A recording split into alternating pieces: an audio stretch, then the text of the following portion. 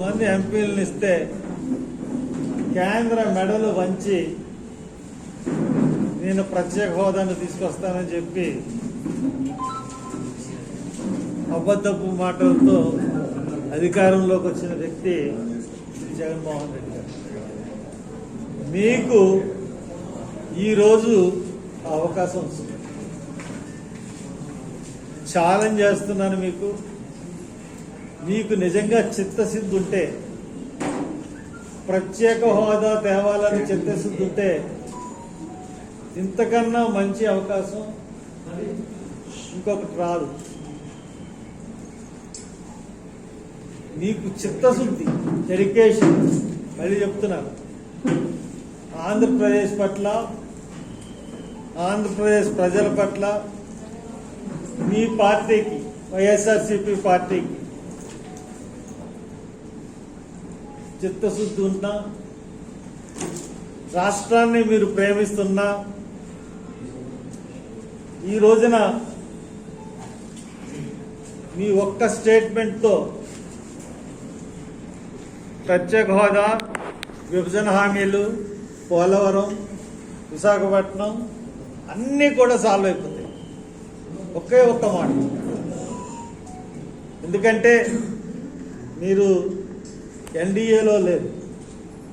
మీరు ఎన్డీఏలో లేరు కాబట్టే మైనార్టీస్, దళితులు మీకు పట్టం కట్టారు. మీరు చేయాల్సిందల్లా ఏంటంటే మీరు రాష్ట్రపతి ఎన్నికను బహిష్కరించారు. రాష్ట్రపతి ఎన్నిక జరుగుతుంది, మేము ఓటింగ్లో పాల్గొము అన్న ఒక స్టేట్మెంట్తో ఇవన్నీ సాధించవచ్చు. నేను ఛాలెంజ్ చేసి చెప్తున్నాను, మీకు ఆ చిత్తశుద్ధి ఉంటే అది మీరు నమ్మవసరం లేదు. మీరు ఒక స్టేట్మెంట్, మేము రాష్ట్రపతి ఎన్నికల్లో మేము ఎవరికి ఓట్ చేయం, మేము న్యూట్రల్గా ఉంటాం అని మీరు స్టేట్మెంట్ ఇచ్చినట్లయితే మనకి ప్రత్యేక హోదా వచ్చేస్తుంది. అది ఎలాగని మీరు అడగచ్చు. ఈ రోజున రాష్ట్రపతి అభ్యర్థికి ప్రతిపక్షాల బలం, అధికార పార్టీ బలం సమానంగా ఉన్నాయి. కీలకమైన ఓట్లు ఎవరి అంటే జగన్మోహన్ రెడ్డి, వైఎస్ఆర్సీపీ ఎటేపు ఉంటే అటేపు గెలుపు. ఇటువంటి పరిస్థితుల్లో మీరు ఒకవేళ న్యూట్రల్గా ఉన్నా ప్రతిపక్షం గెలుస్తుంది. మీరేమీ ఓటు కూడా చేయవసరం లేదు. మీరు న్యూట్రల్గా ఉన్నా, ఏ పార్టీకి ఓటు అయిపోయినా ప్రతిపక్షం గెలుస్తుంది. కాబట్టి ఇటువంటి ఒక బంగారం లాంటి అవకాశం ఈరోజు మనకు వచ్చింది. మీరెప్పుడు నేను మెడలోంచి తీసుకొస్తాను అన్నారు కదా, ఈ మెడలోంచే దృశ్యం అది ఈ రోజున మీకు వచ్చింది. కాబట్టి మీకు నిజంగా చిత్తశుద్ధి ఉంటే మటుకు తప్పకుండా మేము రాష్ట్రపతి ఎన్నికకు దూరంగా ఉంటాం, ఎవరికి ఓట్ చెయ్యం అని కానీ మీరు స్టేట్మెంట్ ఇచ్చినట్లయితే, మనకి మీరు ప్రత్యేక హోదా అనౌన్స్ చేసి అన్ని చేస్తే మేము వేస్తాం అని మీరు అన్నట్లయితే డెఫినెట్గా ఈ రోజున మనకు అన్నీ ఉంటాం. లేదు, మేము ఎందువల్లంటే మీకు భయం వల్ల మీ కేసులతోనే మిమ్మల్ని భయపెట్టి వాళ్ళు ఈ రోజున మన రాష్ట్రాన్ని అధోగతి పాలు చేశారు. ఈ రాష్ట్రం అధోగతి పాలు కావడానికి కారణం ఫైనాన్షియల్గా అన్ని రంగాల్లోనూ వెనక్కి వెళ్ళిపోవడానికి కారణం మీరు, మీ కేసు. కాబట్టి ఈ ఒక్క దెబ్బతో ఇవన్నీ కూడా మీకు సమసిపోతాయి. కాబట్టి మీరు చరిత్రలో లెక్కించబడతారు.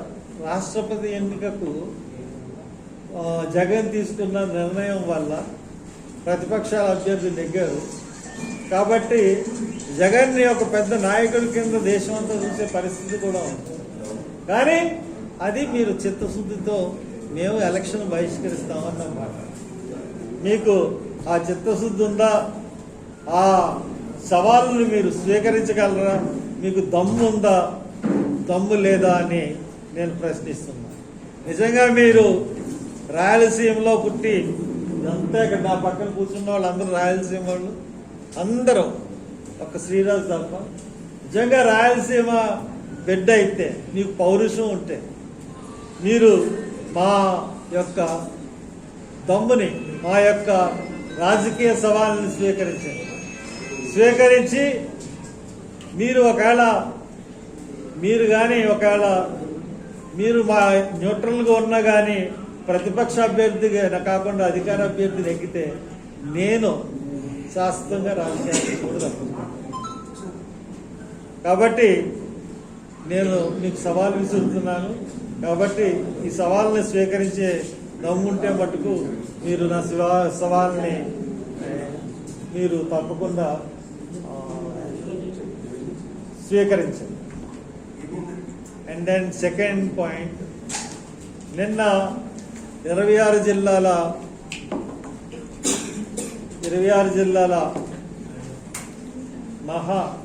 దళిత మహాగర్జన, దళిత సింహగర్జన సన్నాహక మీటింగ్ జరిగింది. ఈ సన్నాహక మీటింగ్లో మేము తీసుకున్న నిర్ణయాలు ఏంటంటే, ఈరోజు ప్రెస్ మీట్ చెప్పాలన్న ఉద్దేశంతో ఈరోజు చెప్తా ఉన్నాం. మేము తీసుకున్న నిర్ణయాలు ఏంటంటే, ఈ సన్నాహక మీటింగు జూలై 25వ తారీఖున పెట్టాలని, సెప్టెంబర్ 25వ తారీఖున పెట్టాలని, సాయంత్రం 3 గంటలకు సభ నిర్వహించాలని, రాజమండ్రిలోనే ఈ సభ పెట్టాలని మేము అందరం కూడా నిశ్చయించుకున్నాం. అంతేకాకుండా దీంట్లో మైనార్టీలను కూడా కలుపుకోవాలని చెప్పి కూడా మేము నిశ్చయించుకున్నాం. మైనార్టీలకు కూడా మేము ఆహ్వానం పలుకుతున్నాం. వాళ్ళతో కూడా మీటింగ్ చేసి వాళ్ళు కూడా ఎందుకంటే అబ్దుల్ సలాం గుర్తుంటే ఉంటుంది, మొత్తం ఫ్యామిలీతో ట్రైన్ కింద పడి చనిపోయాడు. ఎందువల్లంటే ఆ సీఏ నువ్వు చనిపోయినా కానీ నేను మిమ్మల్ని మీ కుటుంబాన్ని వదలను, ఈ భార్యని పిల్లల్ని అని ఒక మాట చెప్పడం వల్ల ఆ పరిస్థితి మనకి వచ్చింది.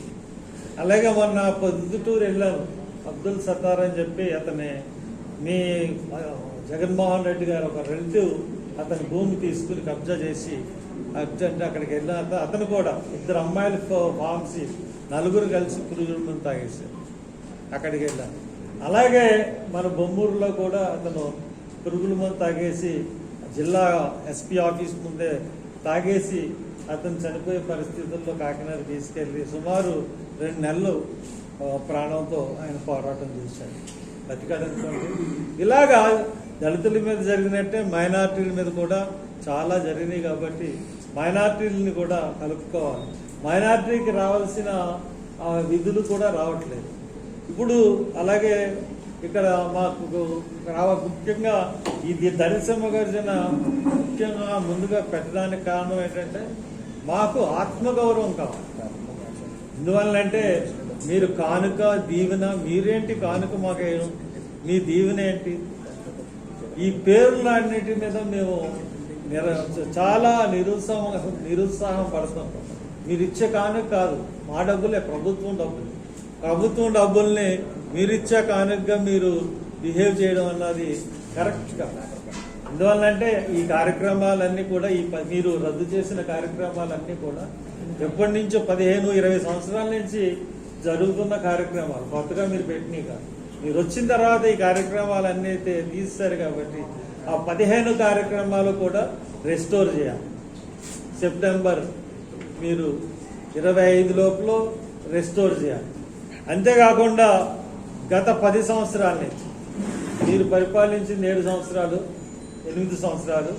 అంతకుముందు తెలుగుదేశం పరిపాలించింది ఒక 2 సంవత్సరాలు.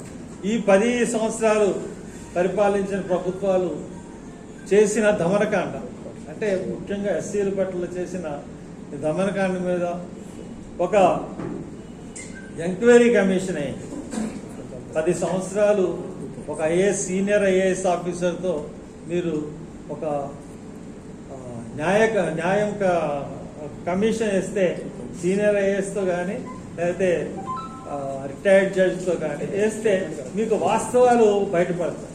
ఎందుకంటే మీకు ఏ రకంగా మీకు న్యూస్ వస్తుందో తెలియదు, కానీ తొక్కి దళిత వర్గాలని అణిచివేస్తూ ఉన్నారు. ఆఖరికి ఎమ్మెల్సీ తీసుకొచ్చి చంపేసి, బతికున్నవాడిని తీసుకెళ్లి చంపేసి బయట తిరుగుతున్నా కూడా అరెస్ట్ చేయలేని దుస్థితిలో ప్రభుత్వ యంత్రాంగం ఉందంటే అంతకన్నా మరి చెడిపోయేమీ లేదు. కాబట్టి ఇటువంటి కేసులు, ఎన్నో కేసులు మనం చూస్తూ ఉన్నాం. అన్ని కేసుల మీద చాలా సుమారు దరిదాపు 100-150 కేసులు ఉంటాయి. అన్నిటి మీద మీరు ఒక అయ్యండి. ఎందుకంటే తెలుగుదేశం హయాంలో కూడా గరగబరు జరిగింది. గరగబరును కూడా మేము వ్యతిరేకించాం, అరెస్ట్ అయ్యాం, కేసులు పెట్టించుకున్నాం. ఇంకొక విషయం ఏంటంటే ఈ పెట్టిన కేసులు, ఈ 10 సంవత్సరాల నుంచి పెట్టిన కేసులు ప్రభుత్వం పెట్టిన కేసులన్నీ కూడా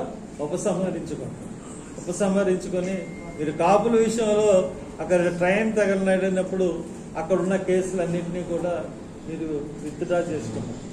అలాగే చాలా చోట్ల మీరు వెళ్ళినప్పుడు అక్కడ కేసుల గురించి మాట్లాడినప్పుడు చాలా చోట్ల విత్డ్రా చేసుకున్నారు.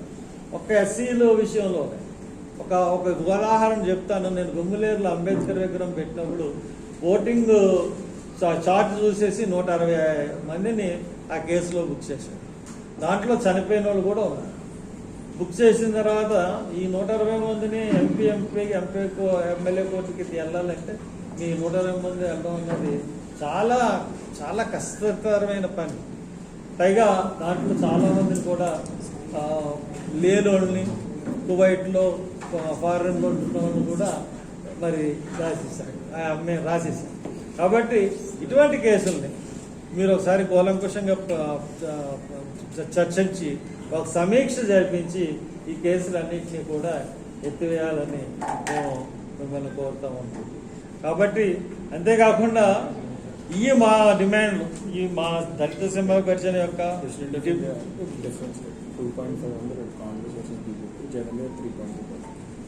కాబట్టి ఇది ఈ పరిస్థితి ఉంది. కాబట్టి దాంట్లో ఖచ్చితంగా మీరు చేయాల్సిన పని ఏంటంటే మీరు ఇవన్నీ కూడా దళితుల సమస్యలు, తర్వాత దళితులకి మీరు అభివృద్ధి విషయంలో ఒకటేమో దళితుల యొక్క కేసులు, దళితుల మీద పెట్టి కేసులు, దళితుల మీద ఆత్మగౌరవం, దళితులు తొక్కువేయడం అయితే, రెండో కోణంలో మీరు 3 సంవత్సరాలు అయింది వచ్చి ఒక్క లోను కూడా మీరు ఇవ్వలేదు. ఇప్పుడు వరకు ఏ ప్రభుత్వం కూడా, ఇన్ని రాష్ట్ర ప్రభుత్వాలు వచ్చినాయి, తెలుగుదేశం వచ్చింది, తర్వాత కాంగ్రెస్ వచ్చింది, మళ్ళీ తెలుగుదేశం వచ్చింది, కాంగ్రెస్, ఏ సంవత్సరంలో కూడా ఇప్పుడు వరకు దళిత లోన్స్ అంటే ఎస్సీ ఎస్టీకి సంబంధించిన లోన్స్ ఇవ్వకుండా ఏ ప్రభుత్వం లేదు. మొట్టమొదటిసారి మీ ప్రభుత్వమే 3 సంవత్సరాల నుంచి ఈ రోజున ఇవ్వకుండా ఉన్నారు. చాలా సిగ్గుచేటైన విషయం. ఎవ్వరూ కూడా చేయని పరిస్థితి, మీరే చేస్తున్న పరిస్థితి ఏంటంటే మీరు చేస్తున్న పని అసలు లోన్స్ ఇవ్వకూడదు.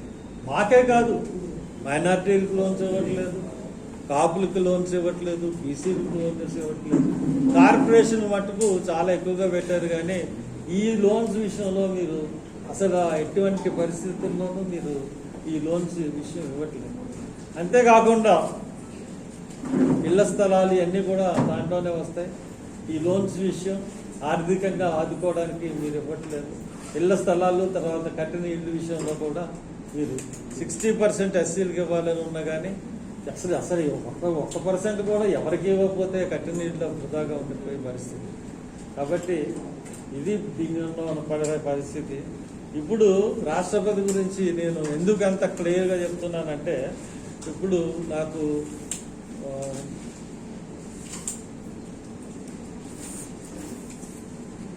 ఇప్పుడు రాష్ట్రపతికి మొత్తం ఓట్లు, రాష్ట్రపతి ఎన్నికకి మొత్తం ఓట్లు 10.79 lakhs.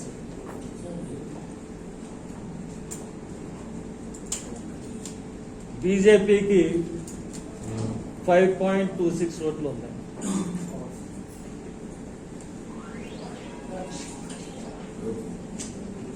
ఇంకా కావాల్సిన ఎంతంటే 539 ఓట్లు రావాలి, అంటే 5.39% ఓట్స్ రావాలి, ల్యాక్స్ ఓట్స్ రావాలి, 5,39,000 ఓట్స్ రావాలి. ఆ దగ్గర ఉంది 5,26,000 5 lakhs స్టార్టింగ్. కాబట్టి ఈ వైఎస్ఆర్సీపీ ఓట్లు ఉన్నాయి 43,000. అంటే వైఎస్ఆర్సీపీ ఎలక్షన్స్ నుంచి కానీ తప్పుకుంటే బీజేపీ ఆటోమేటిక్గా ఆగిపోతుంది. మళ్ళీ ఒకసారి చెప్తాను నేను, మొక్కం చూసుకుని చెప్పారు. మళ్ళీ చెప్తున్నాను, మళ్ళీ ఒకసారి నేను అన్న ప్రెసిడెంట్ ఆఫ్ ఇండియా ఎలక్షన్ మళ్ళీ చెప్తారు, అంటే మొత్తం స్వెట్ వచ్చింది.